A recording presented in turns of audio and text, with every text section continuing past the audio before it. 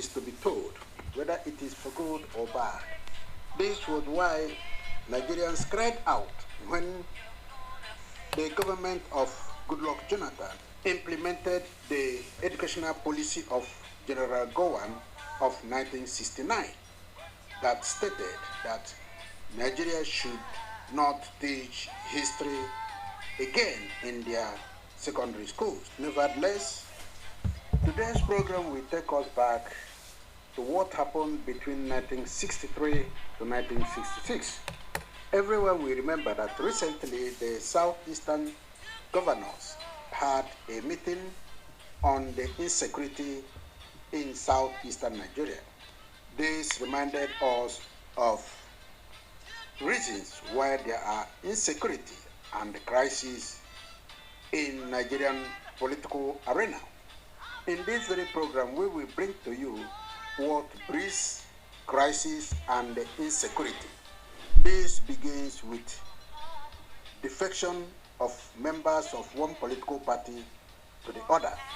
The hypothesis of defection politics and the power game play remained a bedrock of instability in Nigerian politics. In Nigeria, this always activates political, ethnic, and religious competition. This holy game for personal gains breeds criminal crisis that its implications are lauded to the public who are innocent of the crisis. The resultant effects are instability and insecurity. For Nigerians who were alive during the political crisis in Western region of Nigeria, or those who have read the history, will be embroidered with such historic events. The endpoints are always instability and insecurity, which paralyzes the activities of the entire region and the nation. Today in Igbo land, there are many sudden half-baked politicians who have told the line of the former Western region premier, late Samuel Adegoke Akintola, who in 1963 fell into the game of the Northern Premier of Northern People's Congress, Sir late Ahmadu Bello, that led to the first political crisis in Yoruba land. Unfortunately, there are crises in southeast of Nigeria today. The present so-called political Igbo leaders turn out to be the tools in the hand of Northern Caliphate, like the late Samuel Adegoke, the former premier of Western region.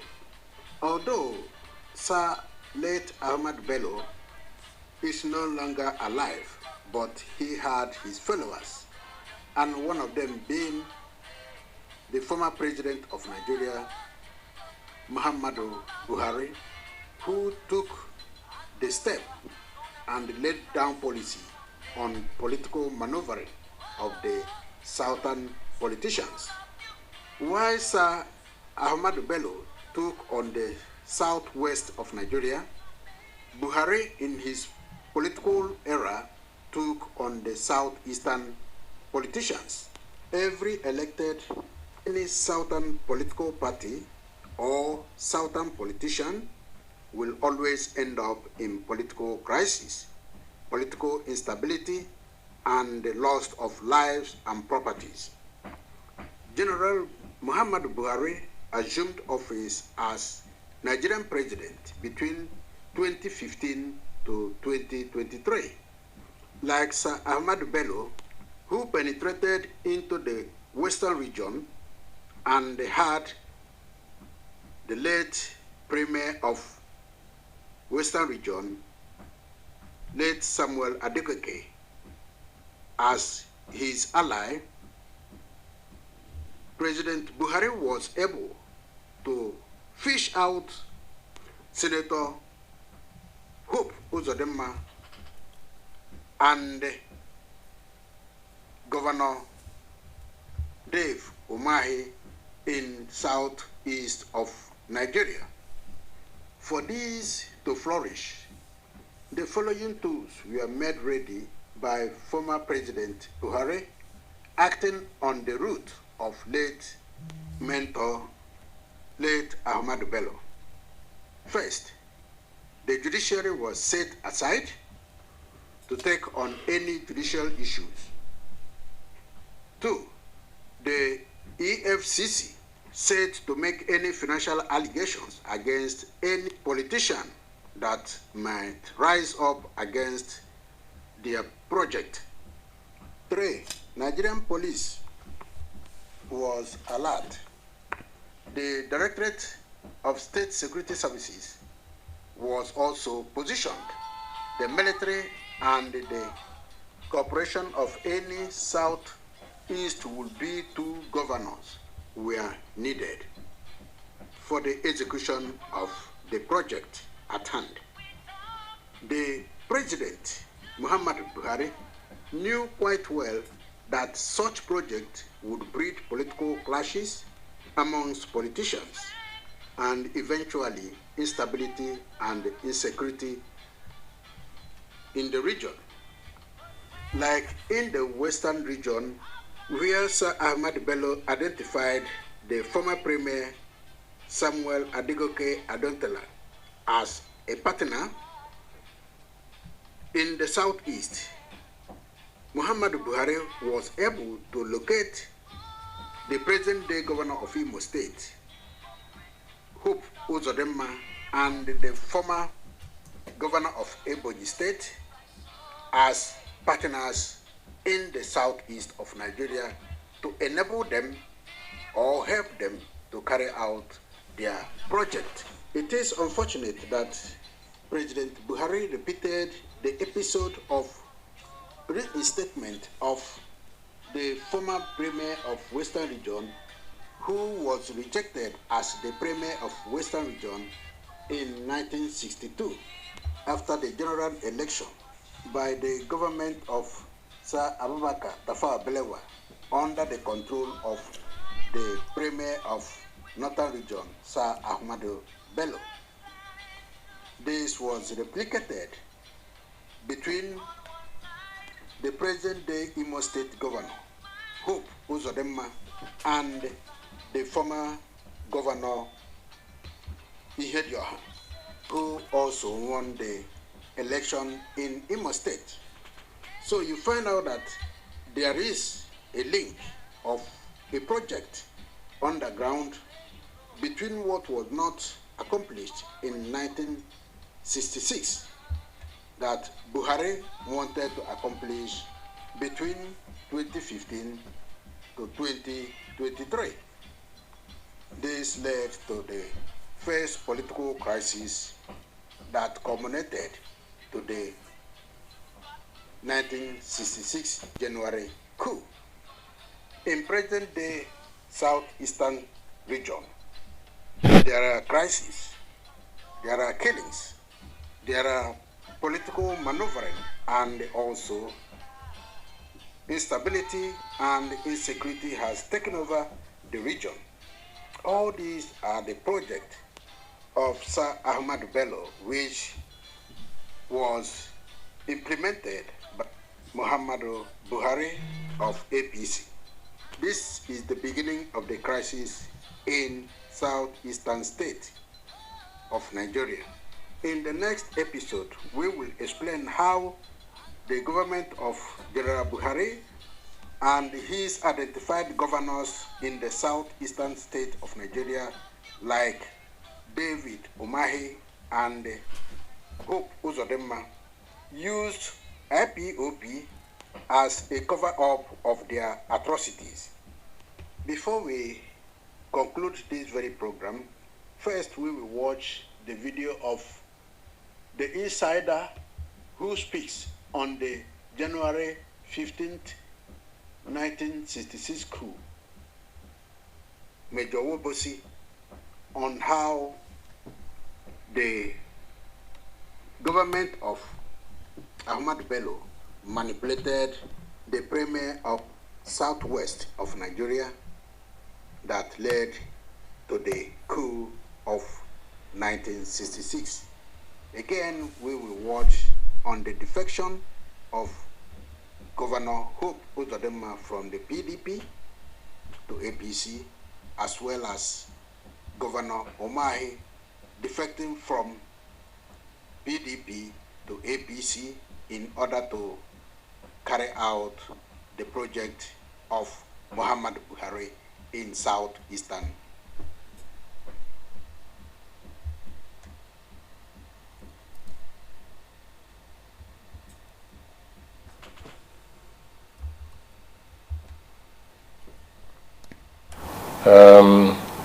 Of course, those days,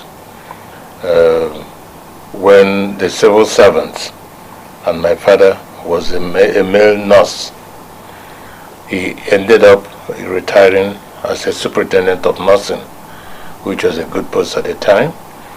But during his sojourn, he went on a lot of transfers. He took me to when I was still a child, and not old enough to go to school. He took me to Maiduguri. Okay. That was an experience. And that's in the northern part of Nigeria? Yes, northernmost part of Nigeria. Okay. And then when I was old enough to enroll in a school, they brought me back to the then south, which later became the southeast enrollment school. And that was on and on and on.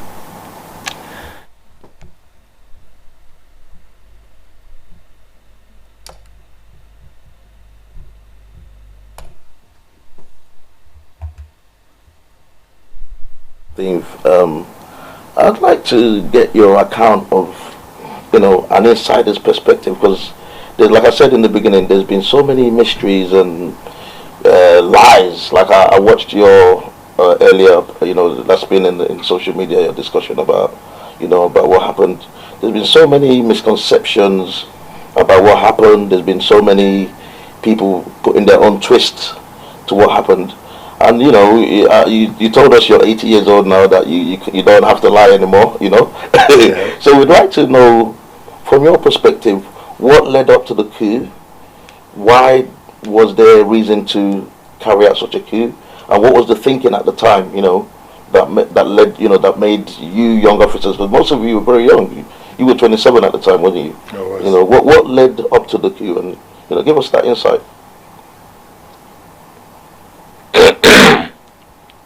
What happened was that as a young officer, just trained from the Royal Military Academy at Sandhurst, where we were taught all the principles of how a military officer should behave and support the government of the day, not really participate. We came back home and set up units. I particularly was lucky because at that time Nigeria had no artillery unit. Okay. So we set up with some officers from, that was Major Madebo at the time.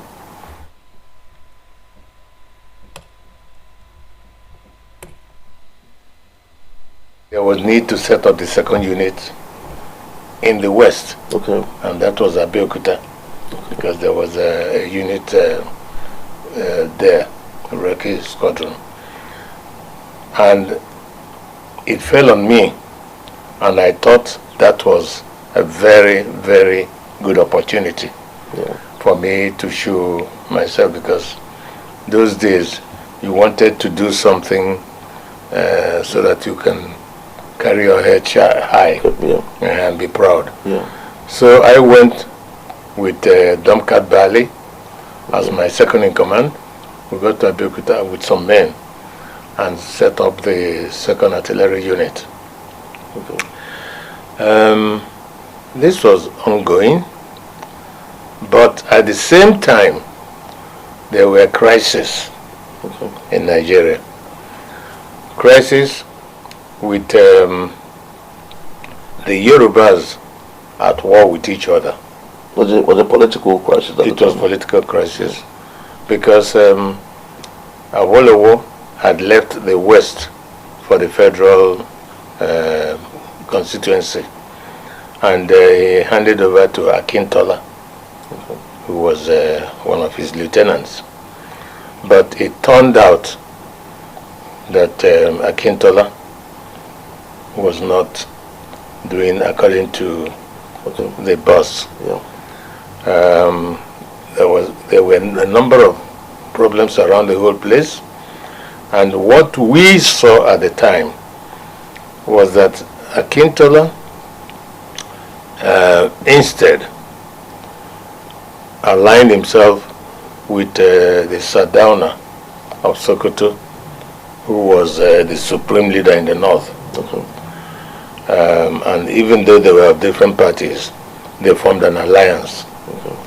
And with that alliance, more problems, we could see them on the horizon. Except for people who did not have presence of mind. You go around feeling happy. I must say, life in the army as a second lieutenant, a lieutenant or a captain was good. But if you were happy with yourself, but you saw your people being treated badly. And when I say your people, in Yoruba land, the Yorubas outside the barracks were my people. But instead, with the crisis, we saw a lot of them run into our barracks for safety. So I gave the instructions that our barracks gate will be open and they'll be allowed to come in. And the more they knew about this, the safer they felt. And they'll try to make it to the barracks, and whenever they got into the barracks, they felt safe. So this was the order of the day at the time when all these things were happening. Now, on the other hand, Major Chukwuma Kaduna Nzogu, who was my senior at St. John's College, Kaduna, but we knew ourselves, had gone through Sandhurst before me, and after that we kept in touch, and there was that esprit de corps. We felt happy with each other. There was another officer, Chris Anoforo, who also went through St. John's. He was of Nzogu's the same mates. They were mates, yeah, they were classmates and so on. So this went on and on and on. And we were becoming uncomfortable the way politics was going on in Nigeria. And especially the western part of Nigeria. At one time, it was termed the Wild West. And it was really wild. Was it when I heard something like there was wet year, and what was all the wet year stuff? I heard about that. Well, the wet year stuff came about when it was a slang. Yeah. People would buy petrol, that's fuel, buy them in cans, and then pour them on vehicles, on houses, in type of property, even on human beings, and set them on fire. Was it targeted? Were they targeting people, or was it just a general? What was the purpose of that? The purpose of it was that the Akintola group, who had formed at that time, what they call the NNA, Nigerian National Alliance, with Sardauna, and it was given the leeway, sort of, to carry on. And when I say leeway, I mean by the federal government, which was controlled by Sardauna from the north. We were all aware of that. And they started killing people in the hundreds of thousands. And it looked as if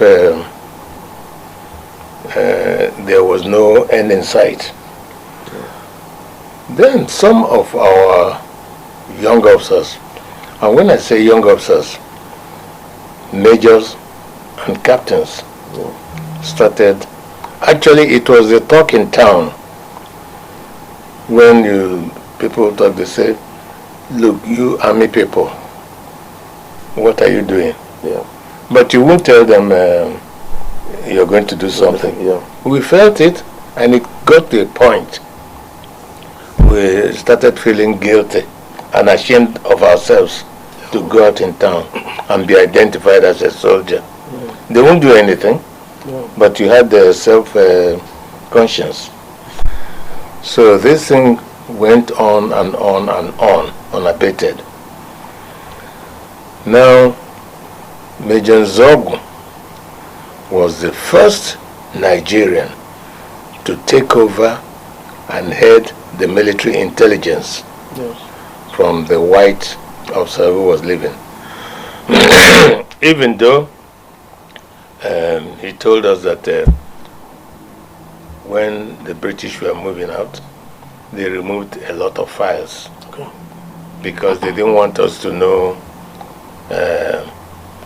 the type of administration they ran there, which led to a popular saying in Hausa.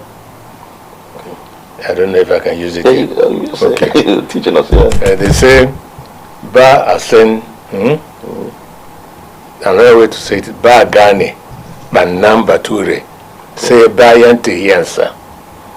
For those who understand Hausa, what you understand, but those who don't, it means when a white man, and they meant the British in this context, when the British is in your country and doing whatever type of havoc, you will not know. Okay. It's only after he's left that you start to see what terrible things he did. Yeah. So Zogu was there, and he started gathering his own team and intelligence. Yeah. In the process, he got to know that Sardauna, apart from a number of other things he was doing, which we felt was none of our business, but as far as it affected us, he was really desperate in trying to conquer Nigeria. And by conquer, it was in the line of Usman Dan Fodio to Islamize the whole of the South. And he will say this in the House of Assembly in Kaduna. He will say it at public fora. He didn't care. He was so... He had a northern agenda. He had a northern agenda, and because he didn't fear anybody anymore. He was too careless in his utterances. And with us trying to feel comfortable as officers, because it wasn't easy.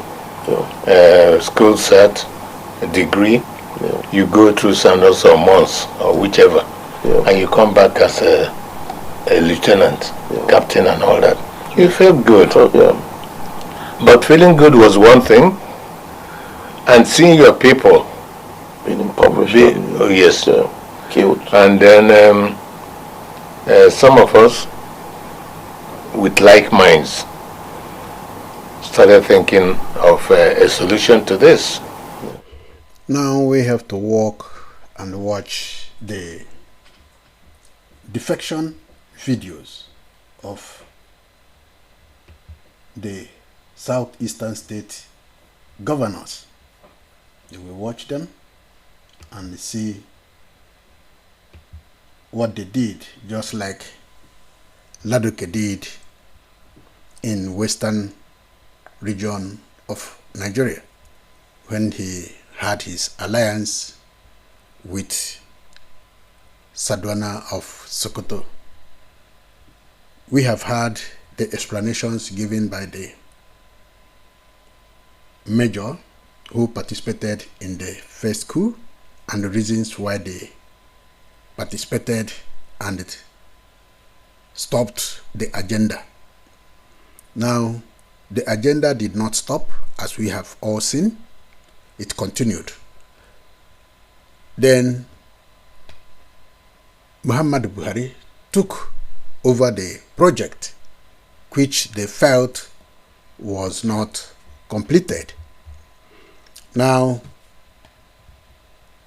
this has brought a lot of move for that to take place, which we have explained earlier, that came into the southeastern part of Nigeria, which Buhari himself has fought since 2009 to be the president of Nigeria, if not more, until he got it, and he continued searching for the weak.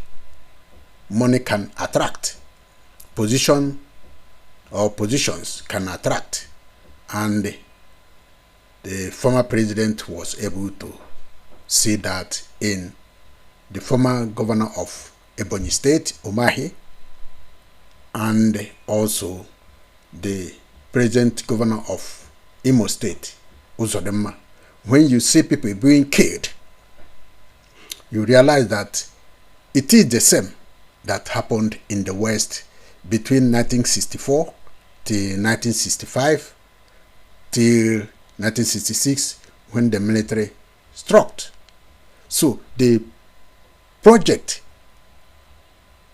continued through Buhari, and you have seen and heard what the general officer, I will call him general because he knew everything about Nigerian military setup, what he said, reasons why they struck the project of Ahmadu Bello, which was intercepted by Major Nzog himself, who was the officer in control of Signal. That remained a very big point. And the most important thing in this very program is to show how these two key governors replaced Akintola of the West, how the Fulani leaders hijacked the southeast and the southwest. The southwest was the first in the First Republic, and now Buhari made it through the two Igbo governors and the other fellow governors who may be confused, who may just come in to show their force without understanding the historical background of the crisis in the eastern region of Nigeria, joined to be killing people. We will talk about this further in the next episode. We will watch the admittance of Umahi into APC. He traveled from Ebonyi to the north, where he was received, just like Akintola Adegoke traveled from Ibadan to Kaduna, where he was received by Ahmadu Bello. You see the comparative analysis and see why there are problems today. You heard what the general said, the type of crisis that was in the western region, in the Yoruba land, where he stated that the Yorubas are at war with each other. Today, the Igbos are at war with each other through Muhammadu Buhari. The war of Yorubas against each other was through Ahmadu Bello. So you can find out what is going on. Let us see how Dave Umahi declared himself and positioned himself.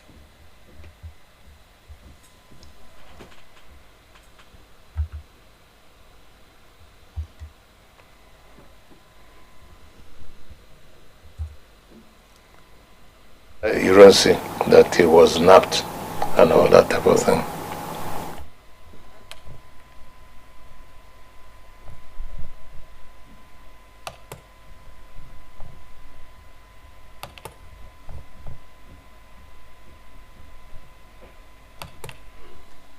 Yes, it's one of the best evenings I have.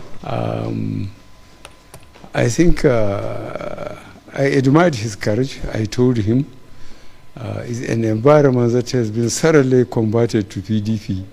For him to come out and join us now is a great thing for the party. The party has been very lucky to have him. And it's stabilizing the national politics. You know, for a governor from the southeast, you know, to come back and join APC at this stage. Already you, the press, are speculating that he wants to be president. What's wrong with that? So many reasons why the APC. First is that my state in the southeast, we have now quite you a have lot seen him, and talk about. he is now part of APC. Now we will see how Hope Uzodinma also followed suit, joined APC. These are the Igbo leaders who cry out, who do everything they want because they have background to kill, to do anything, call the military, just like Adigoke was doing in the West. So you see how the so-called Igbo leaders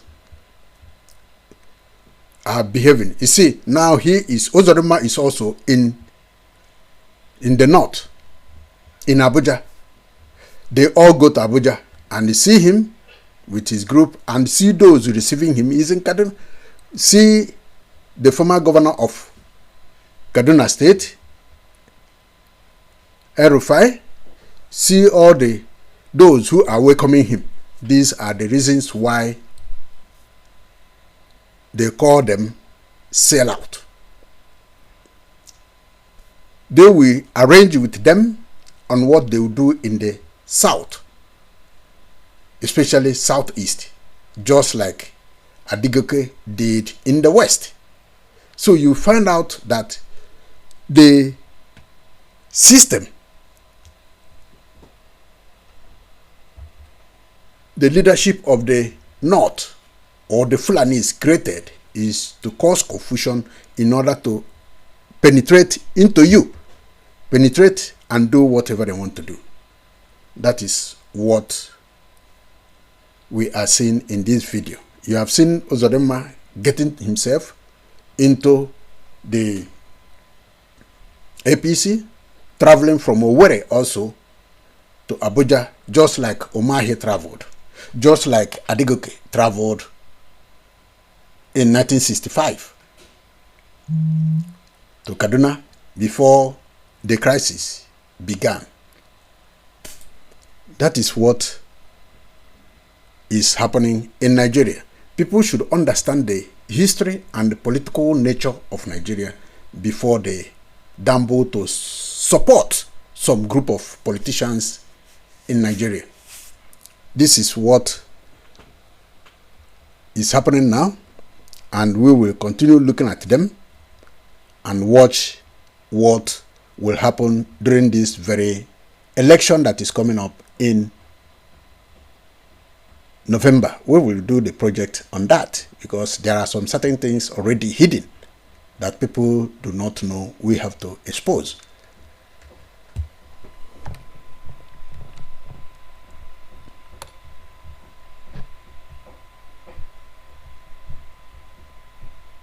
That is Nigerian politics and the Southeast politicians.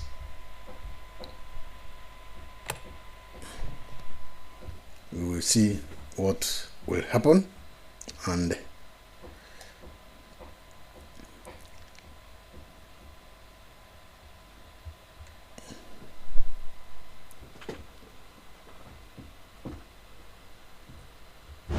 which you have graciously approved before this time, and also to officially let every tongue and Harry know that we are now collapsing into APC.